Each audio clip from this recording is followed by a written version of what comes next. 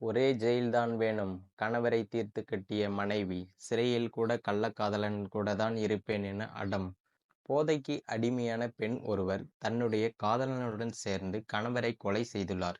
சிறைக்குச் சென்ற அவர் காதலனுடன் ஒரே சிறையில் தான் இருப்பேன் என அடம் பிடித்துள்ளார். ஆனால் சிறை அதிகாரிகள் விதிகளின்படி ஆணும் பெண்ணும் ஒரு சிறையில் அனுமதிக்க முடியாது என அதிகாரிகள் கூறியுள்ளனர். உத்தரப்பிரதேசம் மாவட்டம் மீரட்டைச் சேர்ந்தவர் முன்னாள் கடற்படை அதிகாரி சௌரப் ராஜ்புத் கடந்த 2 ஆண்டுகளாக லண்டனில் பணிபுரிந்து வந்துள்ளார். இவரது மனைவி முஸ்கான் இவர் சாகில் என்ற வேறொரு நபருடன் திருமணத்தை மீறிய உறவில் இருந்து வந்துள்ளார்.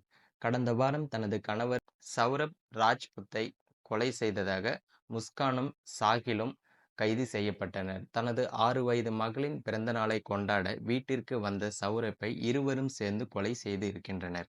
இது குறித்து காவல்துறை தரப்பு கூறுகையில், கடந்த மார்ச் 4ஆம் தேதி சௌரப்புக்கு போதை மருந்து கொடுத்து குத்தி கொலை செய்யப்பட்டுள்ளது. முஸ்கான் பின்னர் அவரும் சாகிலும் இணைந்து சௌரப்பை உடலை 15 துண்டுகளாக வெட்டி ட்ரம்மில் போட்டு அதன் மேல் ஈரமான சிமெண்டை வைத்து மூடியுள்ளனர். பின்னர் இருவரும் இமாச்சல பிரதேசத்திற்கு சென்றனர். அங்கு சௌரப்பின் தொலைபேசியை பயன்படுத்தி அவரது நண்பர்கள் மற்றும் குடும்பத்தினரையும் ஏமாற்றியுள்ளனர். சமூக ஊடகங்களில் சில படங்களை பகிர்ந்துள்ளனர். பின்னர் தானும் சாகிலும் சௌரப்பை கொலை செய்ததாக முஸ்கானின் பெற்றோரிடம் ஒப்புக்கொண்டுள்ளனர் என தெரிவித்துள்ளனர். இந்த நிலையில் கைதாகி சிறையில் உள்ள முஸ்கான் தன்னுடைய காதலருடன் ஒரே சிறையில்தான் இருப்பேன் என அடம் பிடித்துள்ளார். ஆனால் சிறை விதிகளின்படி ஆணும் பெண்ணும் ஒரே சிறையில் அனுமதிக்க முடியாது என அதிகாரிகள் கூறியுள்ளனர்.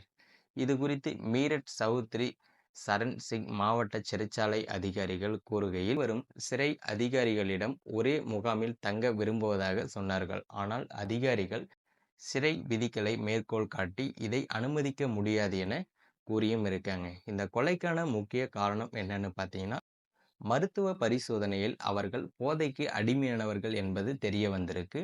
போதைப் பொருளை திடீரென நிறுத்தியதால் சில சிரமங்களையும் சந்தித்து வருகின்றனர். ஸோ போதையை கைவிட்டதால இந்த தவறு நடந்திருக்குன்னு சொல்லியிருக்கலாம். சடனா ஒன்றை நிப்பாட்டும் போது இந்த மாதிரி சில பிரச்சனைகளை சந்திக்க நேரிடும். ஸோ ஸ்டெப் பை ஸ்டெப்பாக தான் அதை நம்ம நிப்பாட்டணும். அவர்களுக்கு பார்த்தீங்கன்னா இப்போ சிகிச்சை அளிக்கப்பட்டு வருகிறதாகவும் போலீசார் தரப்பில் கூறியிருக்காங்க. மேலும் இது போன்ற வீடியோக்கள் உடனுக்குடன் பார்க்க மறக்காம நம்ம சேனல் சப்ஸ்கிரைப் பண்ணி தொடர்ந்து ஃபாலோ பண்ணுங்க.